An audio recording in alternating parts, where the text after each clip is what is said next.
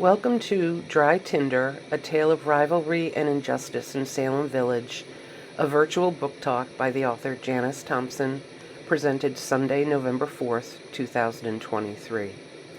Dry Tinder is a novel based on the true story of three sisters falsely accused of witchcraft in Salem, 1692.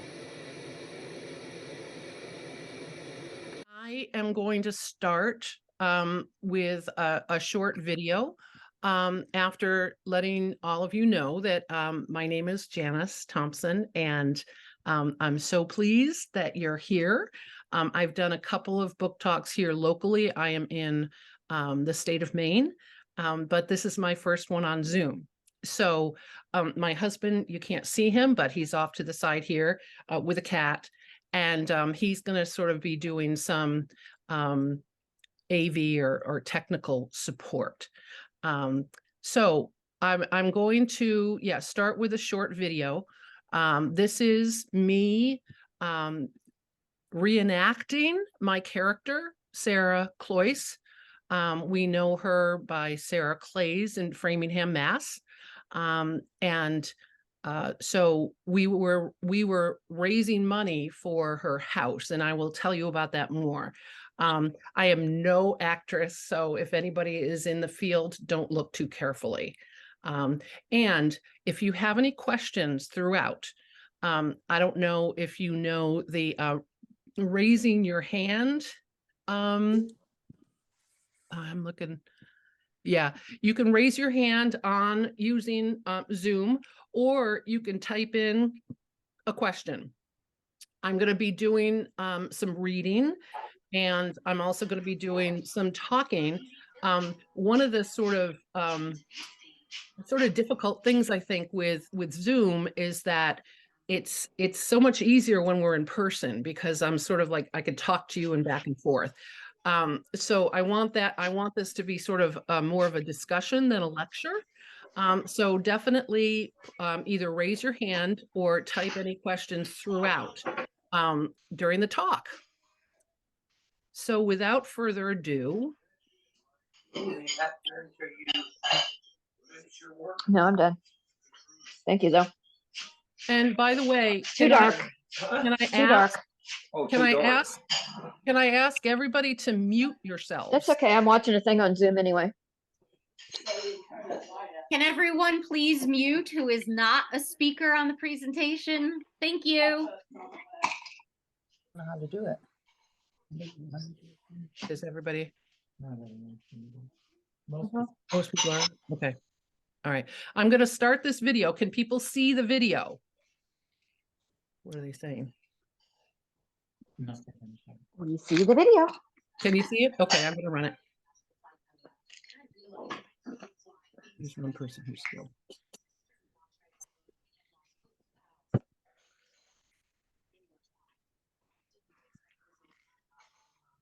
My name is Sarah Clay, Oh, sorry. and I was born a long time ago in the year 1638.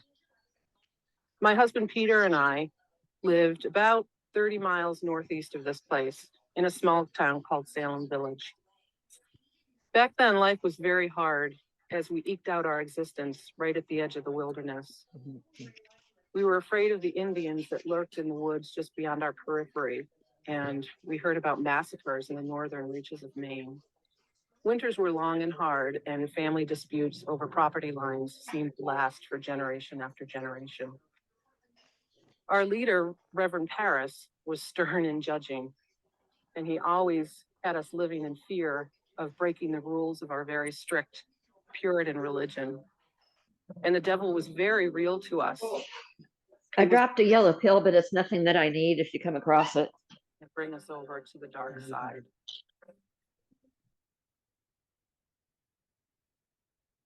The story really starts on one of those long winter nights when a bunch of young girls were just getting together to entertain themselves because they were very bored. It was started by Reverend Paris's own slave, Tituba, and his daughter, Abigail. They decided that they wanted to tell each other's fortunes and figure out who they were going to marry. It was all in good fun, and again, just to entertain themselves. But as soon as Reverend Paris heard about it, He immediately deemed it the work of the devil. That's all our community needed. All of that fear and distrust that had lasted for so long just exploded as one accusation of witchcraft after another flew. The young girls didn't want to be blamed, so they would go around talking about the most heinous things, that women and men would go around and kill babies and make crops fail and fly through the woods and the air in brooms and bringing people over to worship the devil. All these girls had to really do was just to tell stories. And the hard thing was that after 1, 2, 5, 20, 50 of us got put into jail because of this, we were put there because the judges said it was okay to take in what they call spectral evidence, which means all the girls had to do is tell some stories, and it never had to be proven with any kind of evidence. I really thought that the community would balk when my dear sister Rebecca Nurse was taken away. Rebecca was the most dear, sweet, dedicated, devout, and most well-respected member of the community, but they didn't. And they didn't do it when I got taken away, and then my dear sister Mary Esty was taken away as well. That summer of 1692, we spent in the dark, hot jails where there was little privacy, little food, little water, and the very shackles that bound us had to be paid for by our own families. Men, women, and even children were held, and we had no idea what was happening on the outside. All we knew was that every so often they would come and take away some of us, and they would never come back. They took away my sister Rebecca, and they took away my sister Mary, and I never saw them again.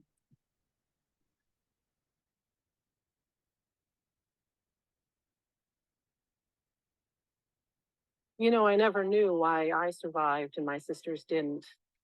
I was always the most sauciest, most outspoken of us sisters.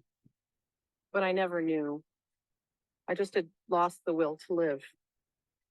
One night, my husband Peter and my family came to take me away, and we started a very long walk. We wanted to get away from that place, so we walked many miles, mostly in the dark, because we were afraid of being caught again. My husband told me that we were going to go to a place called Danforth's Farms, and I was filled with dread because Thomas Danforth was none other than the deputy governor, who had been one of the magistrates who oversaw my first trial and was largely responsible for putting me into jail. I didn't want to go there. I said to Peter, I didn't want to go to any more persecution and death.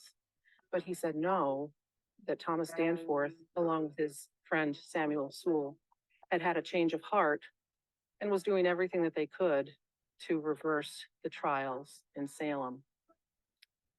We never knew why he invited us to his lands.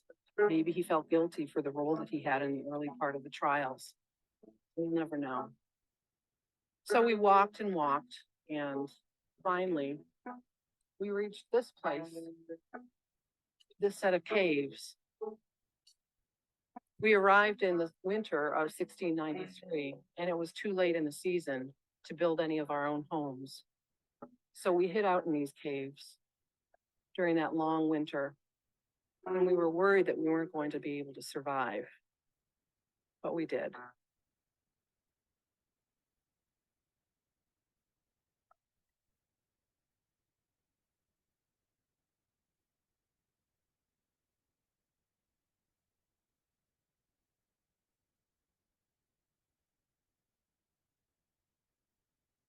So then it was the spring of 1693, and we survived that horrible winter.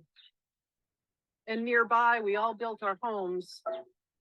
My husband and I, and our nieces and nephews and children. We all built the buildings along a road that's now called Salem End Road. My house is in very bad shape. I understand that there's a group of people trying to preserve it, and I just wish them all the luck I can muster. So we went on to build this town from scratch. We built our meeting house that was located right where we're standing. And the burying ground grew up around it. My husband, Peter, was one of the signatories for the order that established the town of Framingham in 1700. We called it Framingham in honor of Thomas Danforth's home in England called Framlingham. If you look around these burying grounds, you'll see the tombstones of my family, the names of Cloys and Clays, town and bridges, and nurse and Esty. This is the oldest part of the burying ground. And if you look really closely, right here, it says 1704. There's not a name on that grave. I died in 1704, not long after the town of Framingham was incorporated. Historians have never proven that I lie here, but I think I'm going to keep that secret to my grave. Regardless of where I'm buried, my family and I form the foundation of this town, and I hope you'll keep our memory alive.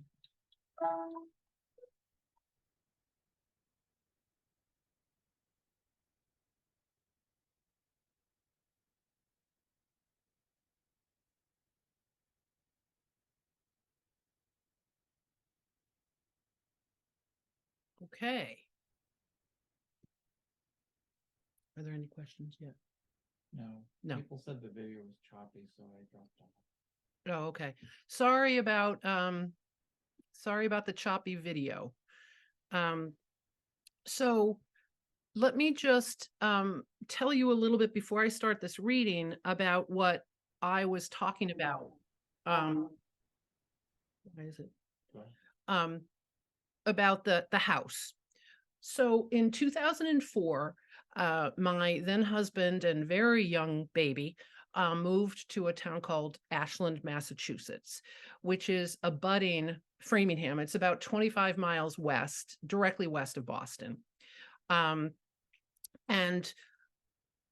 it was abutting a town forest with a lot of trails.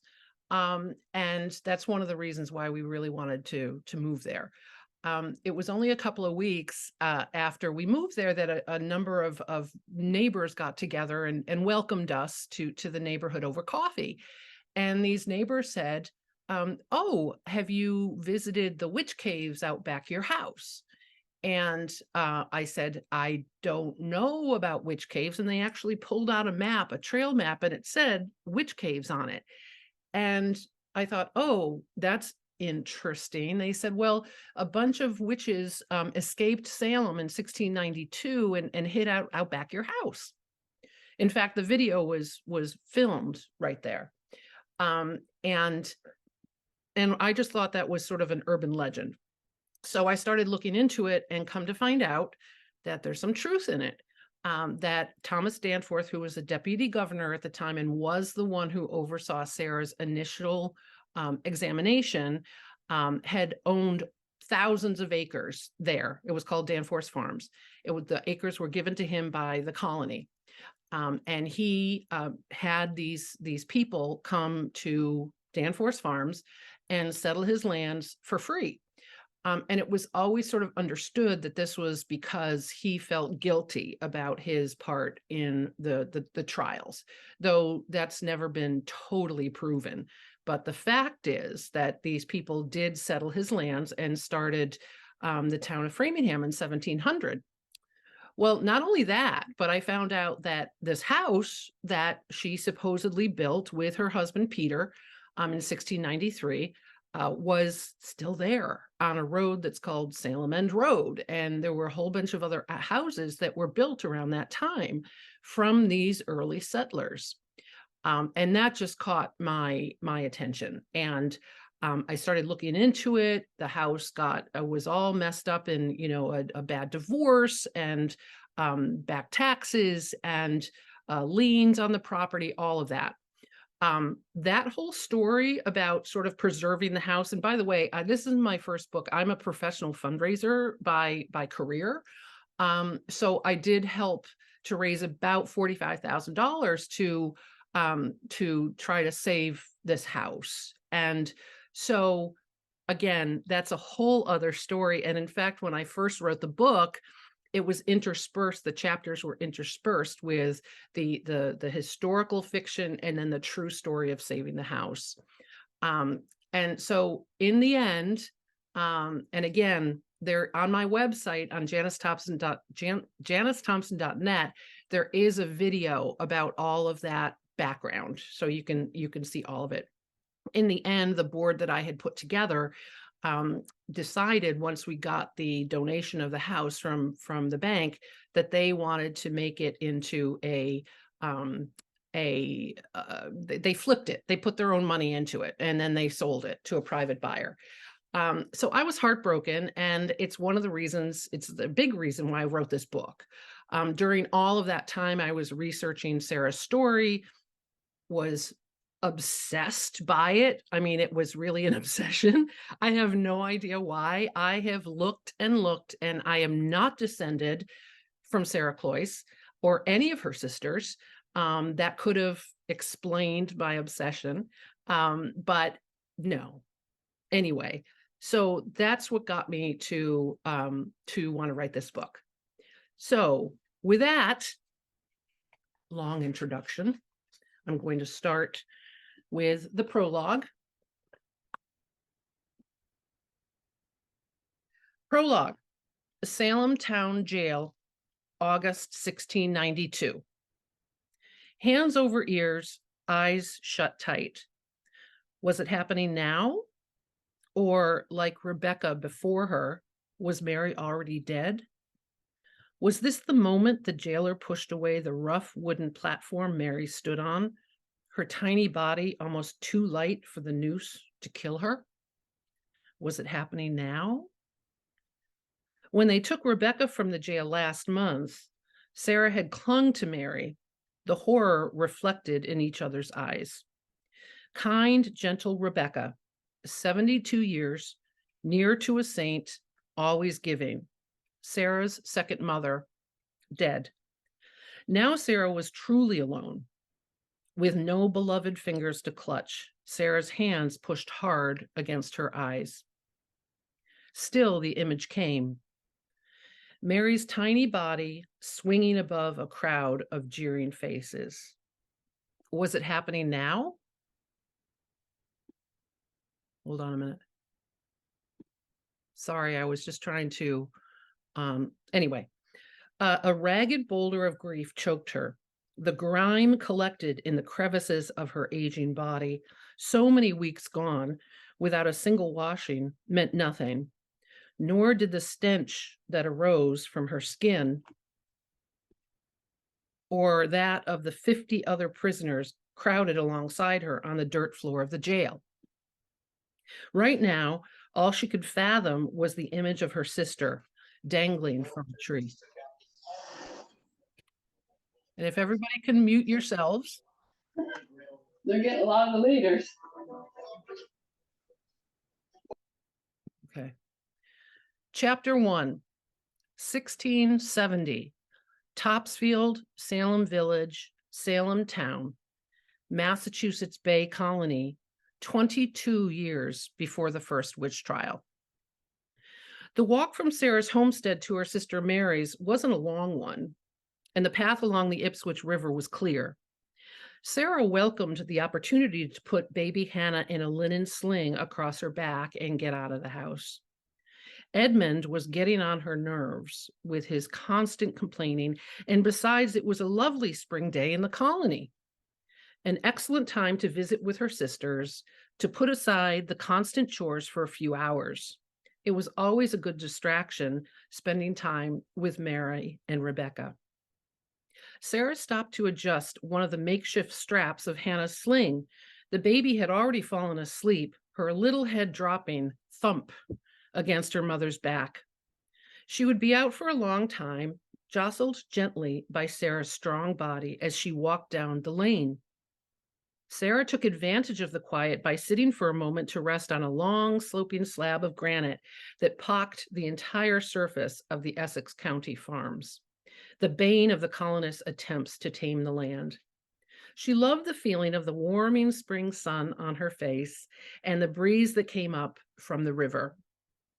Looking around furtively and seeing no one, Sarah quickly tugged on the string of her white cap and pulled it off her head. She yanked off the thin leather thong that bound her hair into a tight bun. She sighed and closed her eyes, running her fingers through her unruly locks, letting the breeze cool the thin sheen of sweat that seemed always to build up on her scalp under the uncomfortable strap cap. She could do things like this when no one was looking, but otherwise there would be hell to pay. The church's tithing men seemed to be everywhere, watching out for ungodly behavior on the part of the congregation, the elect, the chosen ones. Sarah huffed aloud, thinking of it. Rebecca and Mary never complained about anything, not like she herself did. Why couldn't she be more like her sisters? Rebecca was old enough to be her mother, Mary almost so. Perhaps they were so similar and so different from Sarah because they were old enough to remember their lives back in Great Yarmouth before they sailed with their parents, William and Joanna, to the colony in 1635. Maybe they could recall how difficult it was to practice their religion back in England, having to hide from the papists and worship quietly in neighbors' homes. When you have to fight for something, you tend to value the thing in a very deep way. Sarah, on the other hand, was born in the Massachusetts Bay Colony, a full 22 years younger than her oldest sister. She never knew what it was like to have to smuggle a beloved Geneva Bible into a neighbor's home for worship because it was illegal to read anything but the dreaded King James Version. Sarah's parents, William and Joanna, risked everything by sailing to the New World, along with so many other thousands of English people. They put all their hopes in their new home, a place that signified freedom, freedom to live out in the open, to worship God in the way they chose, to perhaps get ahead in ways they couldn't have done in England. Perhaps Sarah was born with that newness in her veins, full of promise and wide fields and the chance to create a different model for living. Regardless of the reason, Sarah would always be young Sarah to her parents and sisters, no matter that she was now a wife and mother in her own right, almost 28 years old. And don't youngest children tend to be unruly and questioning? Sarah wiped her brow, loving the feel of the breeze in her hair. Baby Hannah began to snore lightly in her sling. Wasn't it good to be outdoors on a day like today? A loud crack broke Sarah's idyll, a thunderous noise sounding like a shot from Edmund's musket. Now alert, she gazed over the gently flowing waters of the river to see two young people, two men, probably not yet 20 years old, next to a tall pine tree that was falling to the ground. One man had an axe slung over his shoulder as he watched the tree hit the ground with a crash, its pine branches shaking with a blow. That part of the river was quite narrow, but still Sarah couldn't hear what the two were saying. That's not good, Sarah thought. She knew the acres that bordered the Ipswich River to the south had been in dispute for over 30 years now, a long time before William and Joanna Town moved to Topsfield with their 3 daughters. Salem Village farmers who lived near the region to the south and the Topsfield men who tilled the land to the north of the river had been in front of the general court since 1639, both arguing that the acres belonged to the village on the one hand and Topsfield on the other. Her father, William, used to tell Sarah all about it, bouncing her on his knee when she was a child, eager to hear about the conundrum. She was always interested in the town's goings on, even though Mary and Rebecca never wanted to hear anything about the dramas, big or small. William himself had been heavily embroiled in this particular dispute, serving as one of the Topsfield contingent before the court. The court granted the lands to Salem Village at first, but then the magistrates, in their intelligence, reversed their decision. And since 1650, they have never wavered in their view of it. Those acres belong to us. Joanne would try to shush William. Sarah's mother never backed down from a fight with her husband as long as it was behind closed doors. "Be silent, please, husband," she would caution. "Little girls don't need to hear about these things." But Sarah was whip smart and always wanted to hear more. William had kept vigilant about the issue, especially when Sarah's sister Mary married Isaac Estey and purchased land south of the river. Isaac was a smart man too, and even though he did not yet have the resources to tame his new acres, he knew that a farm that spread from the north to the south over the river would be a profitable one in the future. But William had died the year before, leaving the town family bereft. And since then, no one was really watching what was happening to the south. Even Sarah's brother-in-law, Isaac, was too busy with his Topsfield acres to make sure his new property in Salem Village was protected. Even though Sarah had never met the Putnams, William's rivals on the side of Salem Village, she knew in her heart that the people she was seeing across the river were from that family. She felt a pang of dread in her heart. They were cutting down trees on Isaac's lands. Without thinking, Sarah jumped to her feet, waking Hannah, who started immediately to wail. "You!" she screamed above the noise of the babbling river, shaking her fist in the air. "You!" The men stopped in their tracks, looking at her from where they stood, shading their eyes with their hands so that they could see her. Even from this distance, Sarah could see that they were frowning. "I see you," Sarah cried. "You, I tell you, are breaking the law." The two threw down their axes and walked toward her in a way that made her feel relieved that there was a river dividing them. She stood her ground, though, even as Hannah cried. A few years old, Hannah cried, unhappy to be awoken so abruptly. Sarah, too, approached the river's edge. "I am not sure who you are," one of the men, a few years older than the other, said gruffly, his words easily heard now that they were closer. "But you'd be better off not meddling in our business and paying more attention to your own state of undress." Suddenly, Sarah realized that her cap was still off, now lying back in the twigs near the rock she had been sitting on, and that her hair was unkempt and flying free. "Jezebel!" the other man cried out. "Are you not a daughter of God? Shame, shame!" Every ounce of Sarah's being urged her to argue, anger flooding through her body, thinking of her dear father and what he would say in such a situation. "We will never back down, young Sarah," William's words flitted through her memory. But she also knew the danger that came to women who flouted the church's laws. And modesty was certainly at the top of the list, especially when it came to women. Her mother, Joanna, had taught her well, too, along with her father. "Do what you will in your own home," Joanna would tell her. "You see how your father and I disagree about things, but never, ever challenge a man when you are in public." Clenching her fists, Sarah spun on one foot, kneeling to pick up her cap and pulling Hannah from her sling. She hugged Hannah to her chest while she ran quickly from the scene.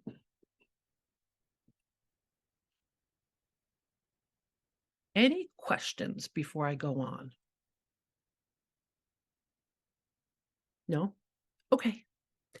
The next scene, let me just say, so why the name Dry Tinder? So I have to admit, so this is a self-published book with the help of a professional editor and a professional book designer. And the cover was designed by my dear sister Kathy, who is actually a professional book jacket designer, which is a help. The reason why I self-published is because my conception of this book, that whole context, like I start the book in 1670, a full 22 years before the trials even began. And all of these elements, the boundary issues were huge. There were governmental issues. There were skirmishes and true wars with the indigenous tribes.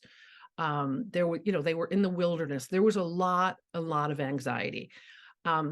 Not knowing why this place, Salem Village, could not keep a minister. It was It was not witchcraft. I hope everybody knows that.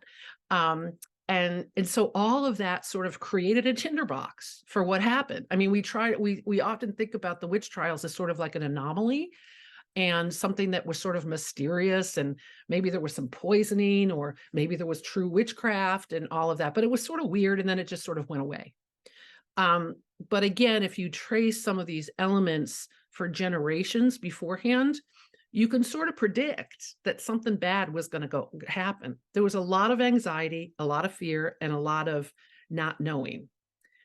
A chilling thing to think about in today's times, because when people are afraid, they make really bad decisions. So I wanted to start the book in 1670. Actually, I tried to start the book in 1650, but that got to be a really long book. And when I went out to talk to different agents, different literary agents, the ones who were interested said, don't talk about the context beforehand. Nobody wants to read it. Just write about the trials. That's where it becomes very dramatic, and that's what people want to see. I have learned, again, this is my first book, that oftentimes, not all the times, but these literary agents are really looking for I'm hoping that they can get for stories that are accessible and can be mass marketed and can sell a lot of copies right off the bat. Someone asked a question. Yeah. Is Roger Williams ever mentioned in the book? Roger Williams is not ever mentioned in the book as it is, but when I started earlier, he was. I probably have about 50 characters that were on the cutting room floor, because I had to cut it down and cut it down and cut it down. This book took me 20 years to do. So it was a lot, but so Roger Williams was not there in my book. So hence the name, and hence why I wanted to self-publish. I feel this story is really important, and I want to get it into as many people's hands as possible. But I never expected to sell thousands of copies. I hope, but I wanted to tell the story that I wanted to tell. And I wanted to tell the story in the way that would preserve Sarah and her sister's memory as accurately as possible. So now we get to, no. Okay, so this scene takes place a year before the trials. And in it, I portray the young girls who are going to start accusing people of witchcraft. The ringleader of the group is Abigail Williams, the minister's niece, and she has invited her friends to a meeting in the forest. The other girls are Ann Putnam Jr. and her maid, Mercy Lewis. Ann's cousin, Mary Walcott, is in here as well. Okay. Anne, are you about? Came a loud whisper from below. Anne and Mercy peeked around the tree to see Anne's cousin, Mary Walcott, climbing up the hill. Anne waved to her then, urging her to hurry so that she would not be seen. It was the time of harvest, and many of her father's hands were in the fields, easily distracted by the comings and goings of the house. But Anne wanted this meeting to be secret. Mary, the same age as her cousin and of equally rebellious bent, dropped down to the ground, joining Anne and Mercy. Her face was flushed from the walk from her father's farm about 2 miles down the road. Mary's mother, Deliverance, was less manipulable than Anne Sr., and it took some convincing for her to allow Mary to leave the house chores in the middle of the afternoon. "You have finally arrived," Anne huffed. "You are late." Mercy couldn't suppress a chuckle, which she tried to hide behind her hand. This 9-year-old girl spoke like a fully grown adult, with authority that was lacking in most children. Anne surely acted most entitled. Mercy couldn't help feeling both frustrated and awed by it. "Let us not think of that right now. The day is fair, and I am most grateful to see my good friends," Mary commented, reaching out to take the hands of both Mercy and Anne. The 3 girls had formed a bond over the past year, appreciating the camaraderie that came with it.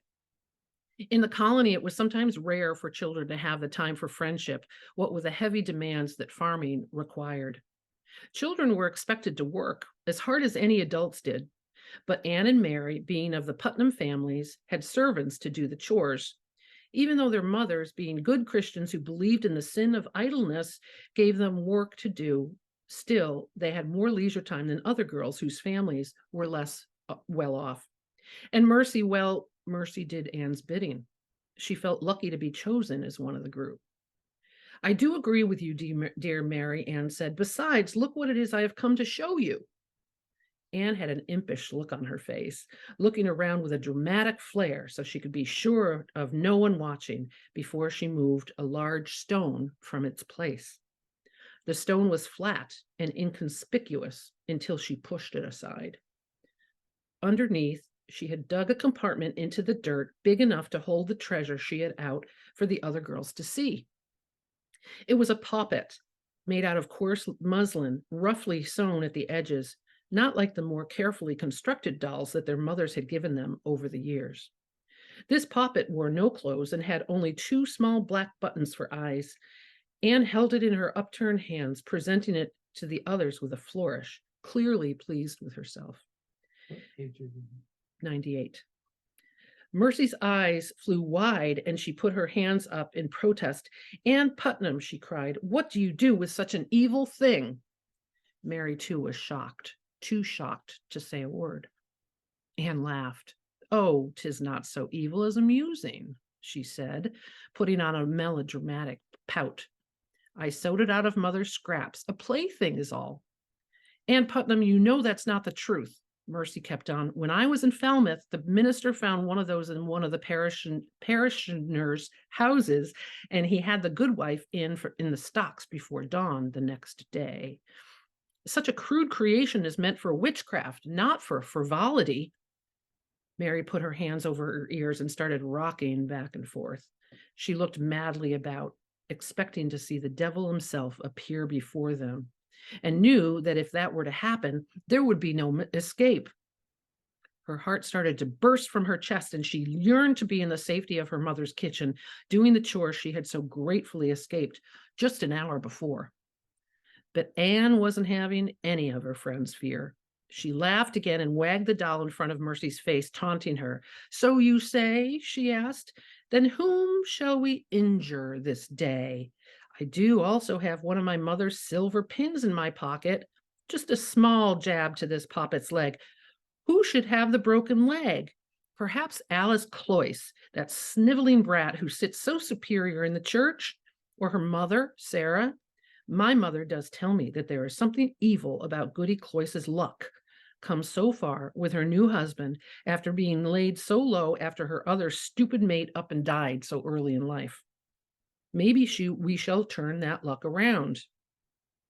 Both girls jumped up and backed away from Anne, who seemed to have transformed before their eyes into a raving jokester, terrifying to see and hear. Mary finally found her voice. My good cousin, she pleaded, please do put away such games. Do you not know that the devil might hear you and accept your offer? Please, pray, stop. Anne continued to laugh and pretended to prick the poppet with an imaginary pin. Ouch, she cried with each jab. A pox on you, Cloyces. A pox on you too, Estes, and the nurses too. She had meant the scene to be a joke, something to momentarily scare the others. She was actually surprised to see how real was her friend's terror at something so simple as a doll she had constructed in less than 10 minutes. She knew what they were talking about. She, too, had heard the warnings from the pulpit and from her own parents about the danger of playing games. But she never thought her friends would take it so seriously. As soon as she saw their reaction, she felt a new energy pulse through her young body. It came over her like a flood, seeping into her blood, making her feel powerful. Yes, that's what it was. Powerful. Suddenly, she wasn't a mere 9-year-old girl. Look what stark fear she could cause. Look how the other girls looked at her with terror, yes, but also awe. The hearty laughter that arose in her felt almost as if it were coming from someone else. What wonderful feelings. It didn't even matter to her that both Mercy and Mary were now running down the hill as fast as they could, away from her, away from the poppet. Her laughter slowly subsiding, she carefully tucked the doll back into the hole she had dug and pulled the long, flat stone over it. Yes, she thought, a most entertaining time she had had that day. Any questions at that point? Does someone want to talk to me? Okay. So now we get to the trials themselves. This is a scene from the year of the trials. By the way, I have 4 readings. This is the third of 4, just to let you know. This is a scene from the year of the trial, 1692, when Rebecca Nurse, Sarah's sister, has been called out upon at the meeting house. Sarah and her other sister, Mary, run to Rebecca's house to warn her. Mary sat gently on the bed next to Rebecca, waking her up with a light nudge on her shoulder. Rebecca's clear blue eyes opened, and at first she looked about her in confusion. When she rested her gaze on Sarah, she smiled her beautiful smile, her face infused with a light from the fire in the hearth. "What is this?" she asked happily. "A visit from my dear sisters. God is good."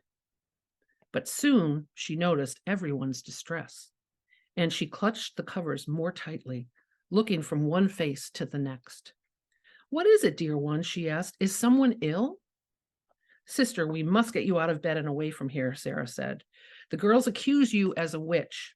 It happened just now, disrupting Mr. Parris's sermon so that the service had to end. Even now, the girls are in fits, as are some of the adults."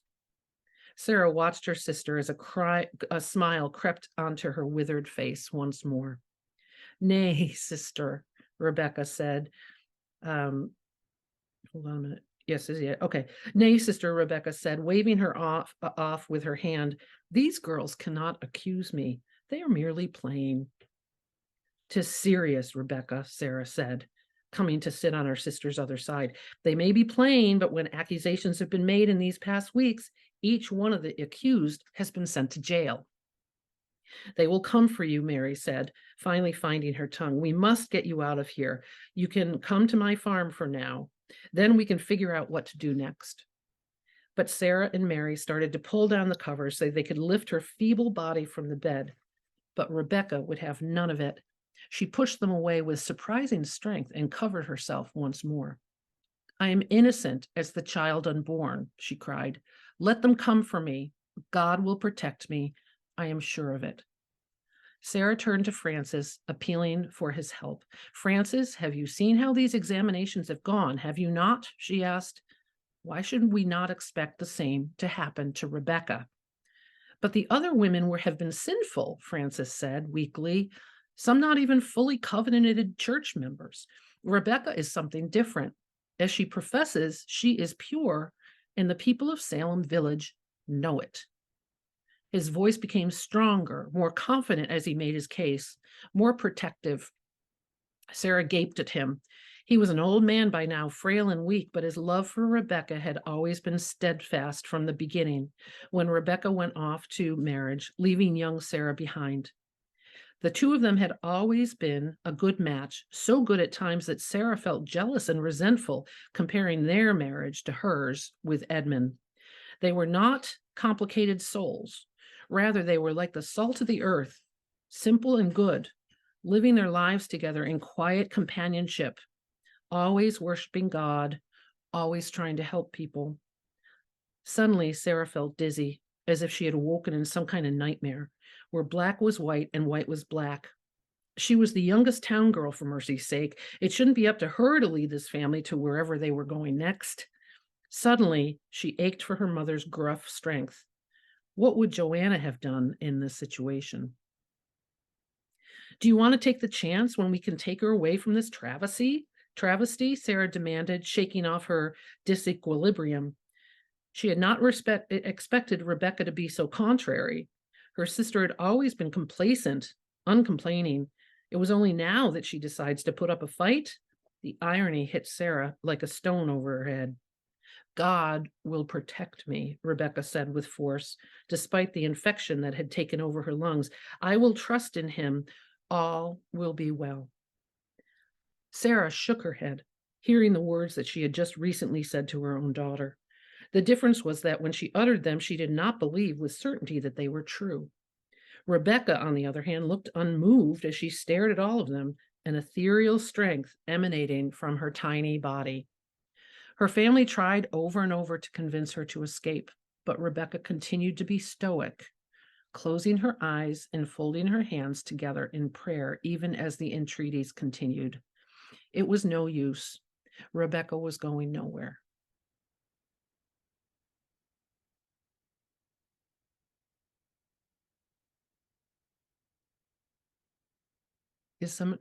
How did you create, what does that say? There's a chat. How did you create the conversation? How did I create that conversation? Well, that one in particular, I have to say, was largely informed by a scene in the PBS miniseries called Three Sovereigns for Sarah. It came out in 1984, and it starred Vanessa Redgrave as Sarah. And in that scene, they came and they took, it was when they took Sarah. So I sort of drew a lot on that. One of the things, if you study the witch trials, they, as Frances says in the scene, they're not worried because Rebecca is so well loved and godly. She was like the pillar of the church. And everybody loved her except for the Putnams. The Putnams did not like that the Town sisters were sort of getting up above themselves. They were purchasing property. They were moving up in the world when the Putnams were moving down for various reasons. And I just lost my thought for that. I'm sorry. I just totally lost my oh, that's what I was going to say. So when the girls, so the first few people that the girls came out against were like the usual suspects. They were like the widows. They were the people in the edge of town who were sort of like wacky anyway. When they came for Rebecca, that was a real turn in the witch trials. That sort of made it go crazy like it did, because everybody was sort of thinking, well, if this godly woman could be a witch, anybody could. So this was a real turning point in the story. Any other questions before I go to the last one? Okay. Tell people the page number. Some people like. Oh, I'm sorry. Yep. Okay. So the third reading is, I'm going to start on page 299 for those who are reading along. While a lot of narrative in my book focuses on these town sisters, about halfway through, I introduced another really important character, this Thomas Danforth character. He was the deputy governor, and he was very much a part of the trials in the beginning. And he and Samuel Sewall, that name might sound familiar to people because Samuel Sewall was another magistrate in the colony at the time, very powerful and very respected, just like Thomas Danforth. And he wrote a journal, a diary that talked a lot, it was a first person account of what was going on across the board, not just the witch trials, like his whole life. So we can draw a lot from that. Thomas Danforth, as opposed to that, was not much is written about him. He actually, it's interesting because when I was working on this book, I was working at the Boston Athenaeum, which is a 200-plus-year-old membership library in Boston, steeped in Boston history. And I talked to the curator of paintings and sculpture, and I asked him, I said, can you find a portrait of Thomas Danforth? And he looked and he said, no, I can't. And that's sort of weird for a magistrate of his level. You have a question. Yes. Why do you think the opposite didn't happen? Why didn't people see Rebecca Nurse get accused and think that's preposterous that such a godly person would be accused? perhaps this had gotten out of hand. Why didn't people think that? The question was, why didn't things go in the opposite direction when Rebecca was called out upon? Why did people say, well, she's very godly. This is not right. It's a very, very good question. And I'm not sure if I can answer it, except to say that Rebecca Nurse was married to Francis Nurse. Francis was a poor man. He was a tray maker. And for the most part, they lived in Salem town. Now, some people don't understand that when you go to Salem today and you see all the witchy kitschy stuff, that's not what happened. That's not where this happened. It happened in Salem Village, which is present day Danvers. It was away from Salem town. And but Rebecca and Francis lived in Salem town on the wharves, had many children. This is another thing that I've cut from the book. A lot of these people had 10 or 12 children, as did William and Joanna. But for the use of narrative, I cut them all out. But they were pretty poor. But when their children were grown and had kids of their own, they got together and they bought this big farm in Salem Village. And they brought their grandmother and grandfather and mother and father to settle this farm in Salem Village, which was actually pretty close to the Putnam's houses, farms. So in England, there was this, where they came from, that all the land was already taken up. You couldn't get land. So this is one of the reasons why these people came to the colony. And so people all of a sudden, like in the colony, if they worked hard and they were lucky, they could get land, they could get wealthier, they could do well in their lives.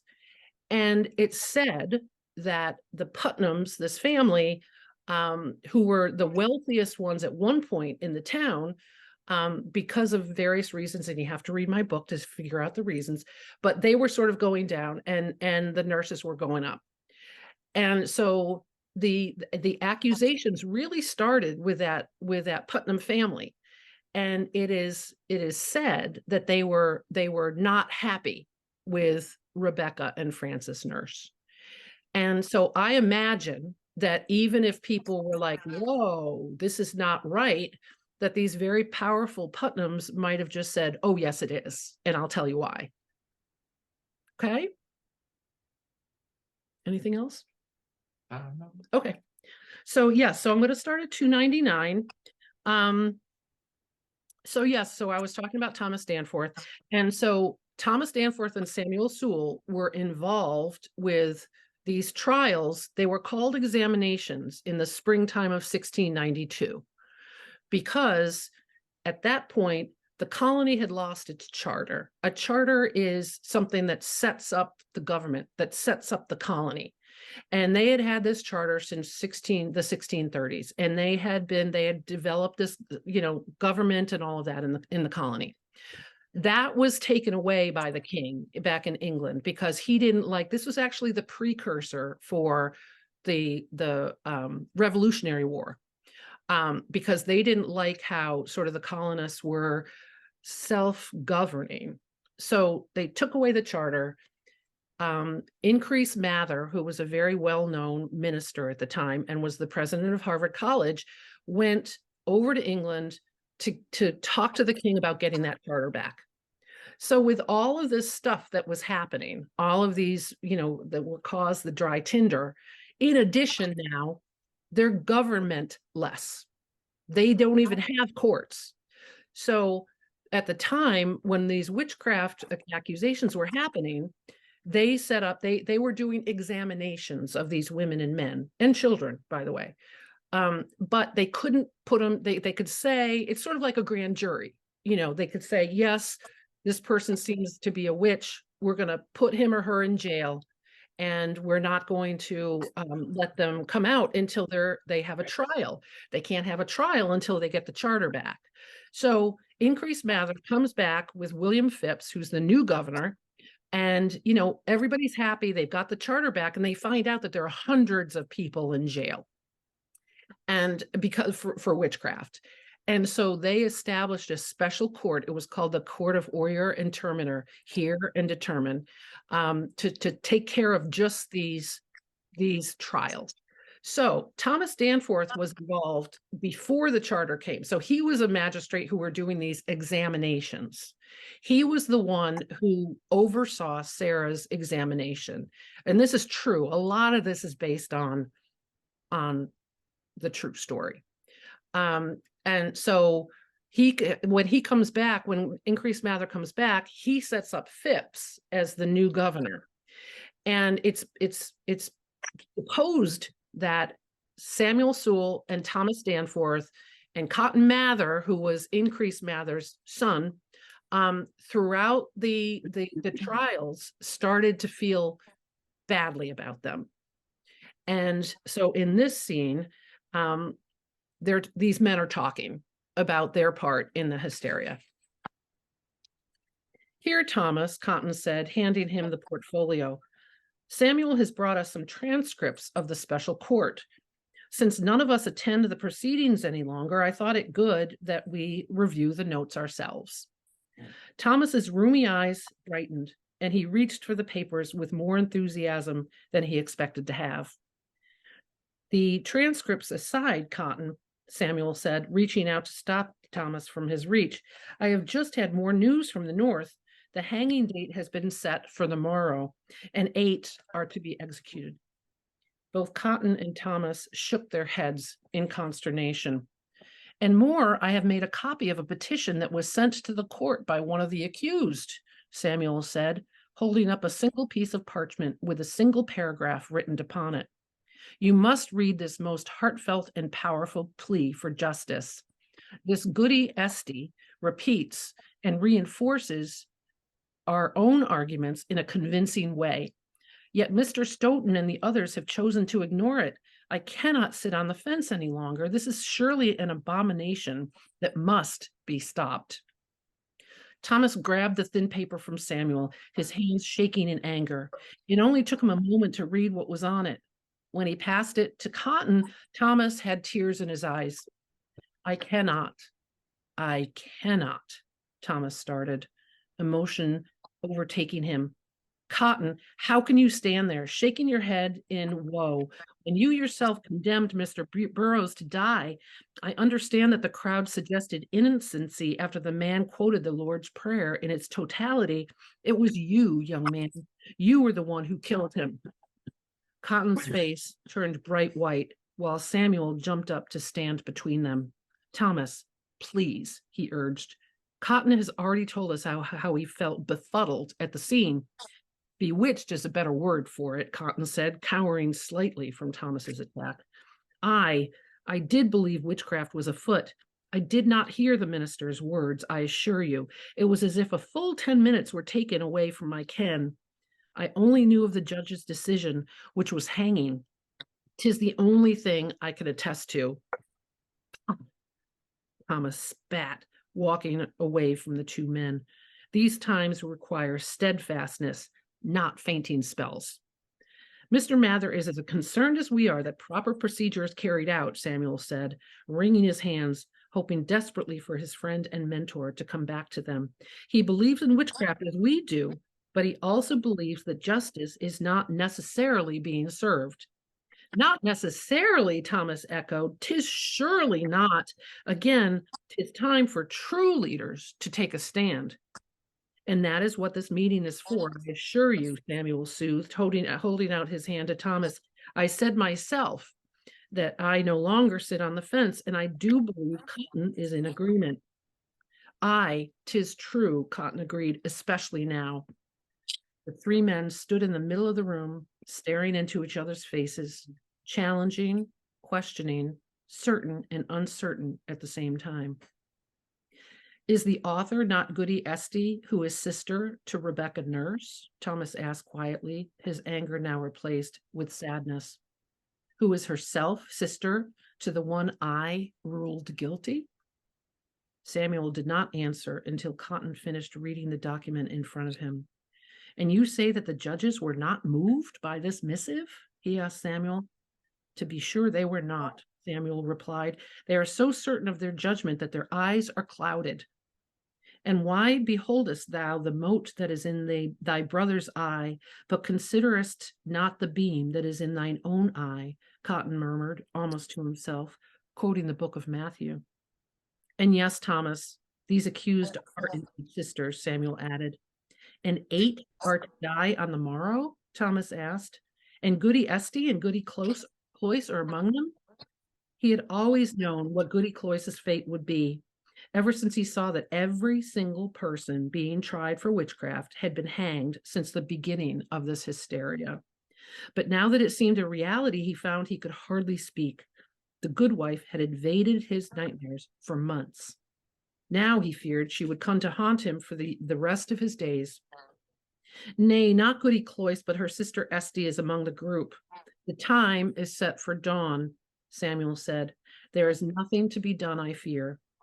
Thomas felt a deep sense of relief, even while realizing it was only a matter of time for that poor woman that he himself as good as sent to her death. The 3 men sat in dismayed silence, each lost in his own thoughts. So that's what I have to read to you. I would love to get some comments or some questions. Again, this is sort of weird. I'm like sort of sitting talking into the computer and it's like I don't see you guys. So anyway. You can unmute and talk. Yeah, you can unmute and talk if you'd like. How common was hanging in the area before the witch trial? How common was hanging in this area before the witch trials? Well, hanging was done for a capital offense, and witchcraft is a capital offense. So I don't know how common it was, but I know it was done. They hang the Quakers. What's that? They hang the Quakers. They hang the Quakers. Yes, they hung the Quakers. Yes. Well, I thoroughly enjoyed your book. And then my husband and I went to the town's reunion Yeah. and went to hear some speaker at the library. And a lot of the things he said is exactly what was in your book. And so I was confirmed with everything. It was wonderful. Well, thank you. Thank you. So this woman who just spoke is a member of the Town Family Association, and I think we have a bunch of people here, including Virginia, who are in that group. That group was very helpful to me in the beginning of the time when I was trying to save the house. Members of the group came up from Connecticut for cleanup day for the outside of the house. The Town Family Association itself donated money. I would come and speak to the Town Family Association annual meeting. So they are near and dear to my heart. So thank you. And I'm glad he corroborated. You know, I did a lot of research on this. I'm a huge reader of historical fiction. And one of the things that really drives me crazy is when they don't steep the narrative in time and place. And so I really tried to make this very authentic. If you've read the book, you see that I have like a 40-page appendix because I wanted to make sure that the historians among us can see that it is fiction. I mean, someone gave me 3 stars on Amazon because it said it wasn't exactly how it happened. And I'm like, it's fiction. Okay. But at the same time, I really wanted to be authentic. And some of that, like when I had Rebecca say, I'm as clear as the child unborn, that was drawn specifically from transcripts of the trial. So some of the dialogue I lifted verbatim from some of that interaction. Thank you. Are there any questions? Someone said, sorry about what happened to the house. Someone says, I really appreciate you're doing this. It's 4 a.m. It's 4 a.m. in Qatar, so I'll have to go to sleep. Look for this on Amazon. Great. Best of luck. Well, thank you. That was somebody who was from Qatar, and it's 4 o'clock in the morning for her. So she's signed off. She's a many times. Yes. Of many STs. Oh, nice. Nice. Yep. I'm curious about the caves that were on your property where they stayed. Can you describe a little more? Like, were they deep caves? Were they? Yeah, it's a good question. It actually, as they are right now, it's really outcroppings. We lived we abutted 800 acres of town forest it went over the Framingham border, so you can get in in the Framingham side or the Ashland side. And they're really just outcroppings. And what the historians say is that they were caves, but they sort of fell down, like a lot of the granite sort of fell down over the last 300 years. Um, I don't know. I can't say with 100% certainty that that's where these people came. The story is that when they left Salem Village, it was in February of 1693, and the ground was frozen, so they couldn't dig cellars. They couldn't make their house yet, but they wanted to leave as soon as possible. And Sarah, they changed their name to Clays from Cloyce when they went to Danforth Farms, and that was thought to try to distance themselves from Salem Village and the tragedy that Sarah had just gone through.